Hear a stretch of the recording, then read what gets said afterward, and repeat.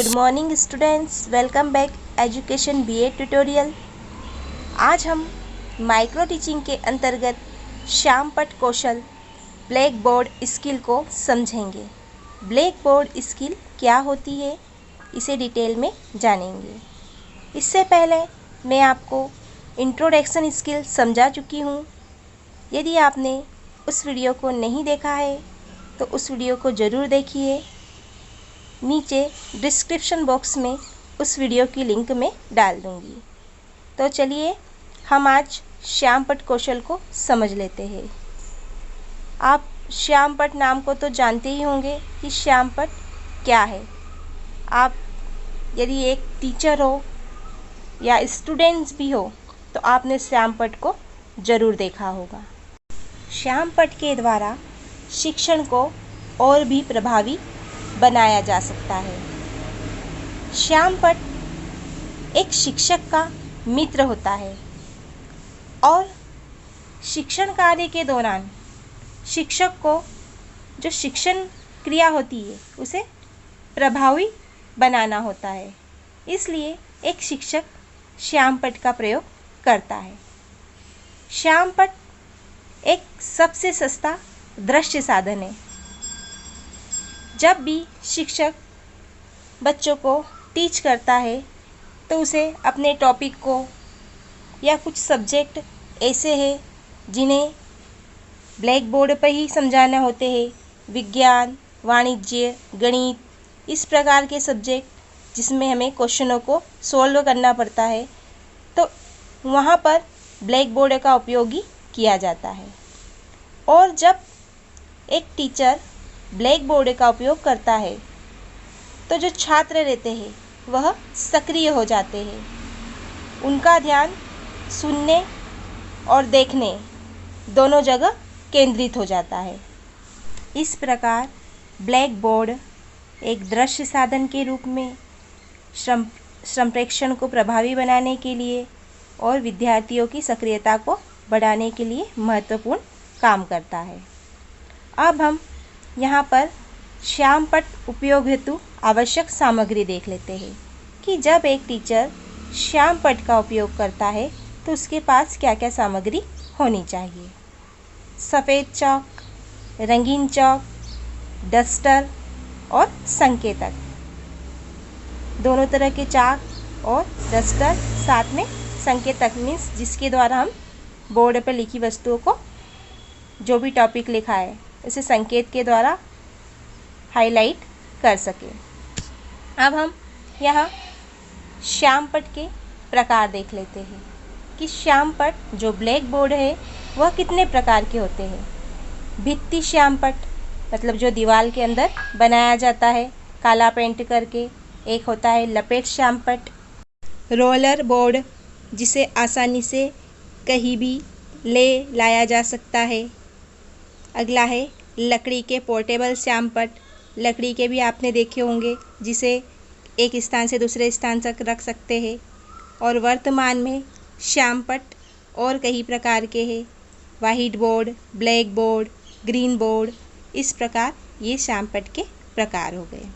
अब हम जब ब्लैक बोर्ड का उपयोग करते हैं, श्यामपट्ट कौशल का उपयोग करते हैं, तो हमें कुछ सावधानियां भी रखनी चाहिए। वे सावधानियाँ कौन कौन सी है उन्हें भी देख लेते हैं। सबसे पहले है श्यामपट्ट का कार्य स्वच्छता से होना चाहिए।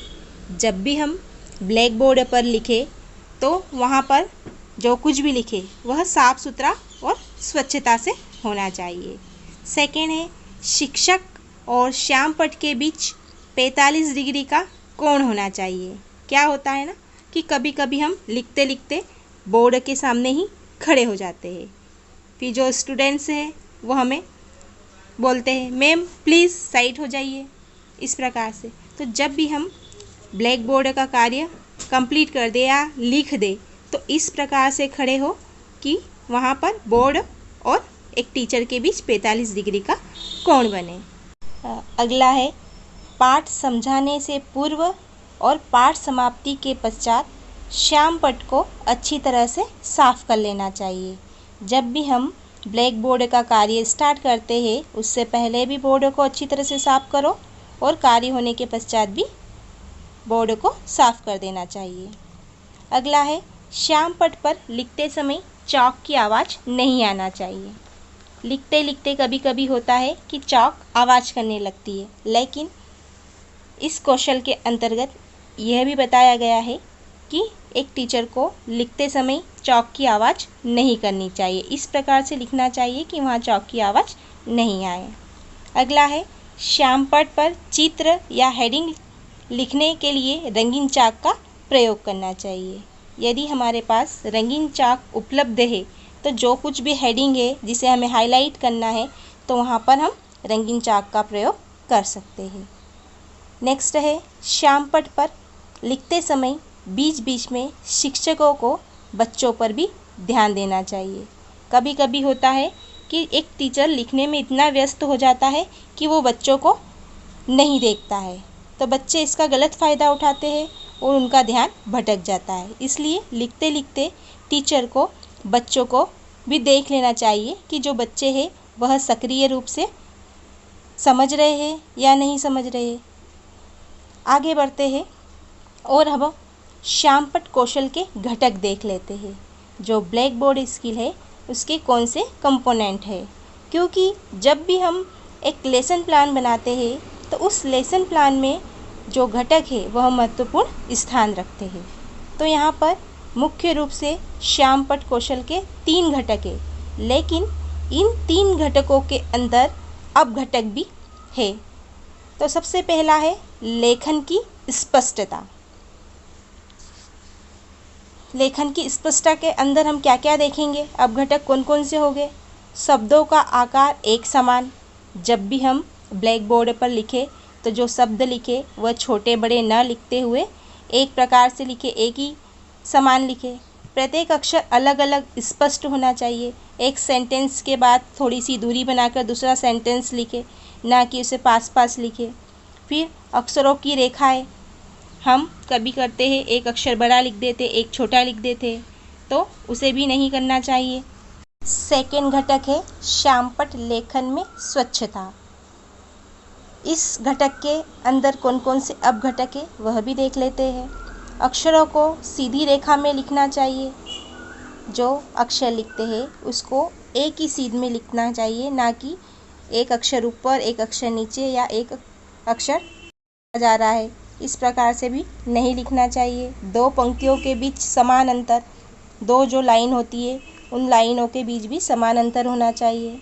लिखने से पहले श्याम पट को साफ कर लेना चाहिए और जब भी साफ करें तो डस्टर से धूल नहीं उड़नी चाहिए।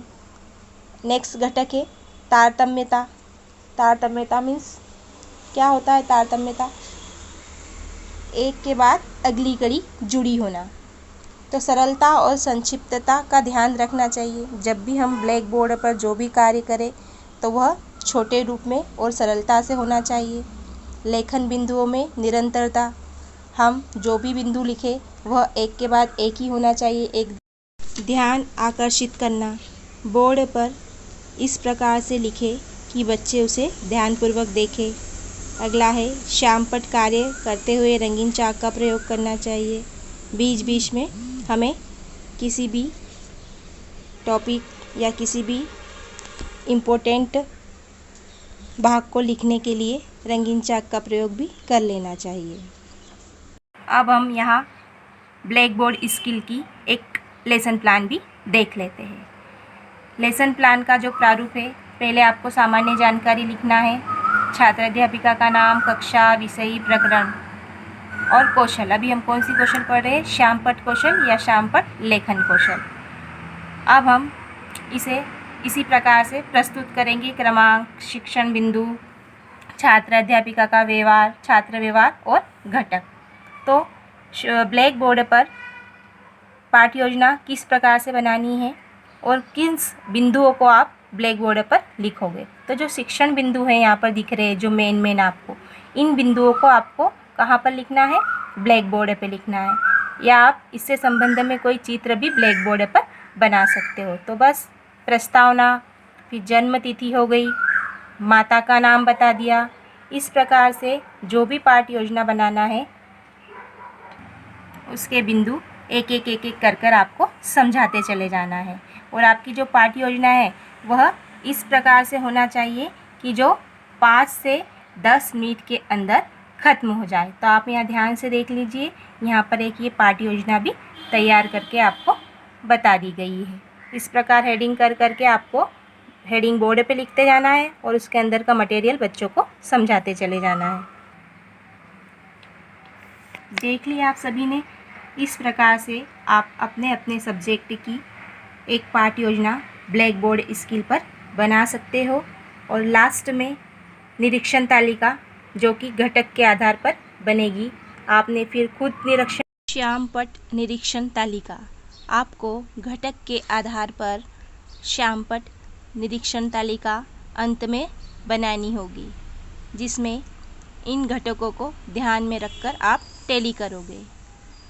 आई होप आज का वीडियो आपको पसंद आया होगा, और यदि पसंद आया है तो प्लीज़ लाइक कीजिए और चैनल को सब्सक्राइब कीजिए। कल मिलते हैं एक नई स्किल के साथ, तब तक के लिए बाय बाय।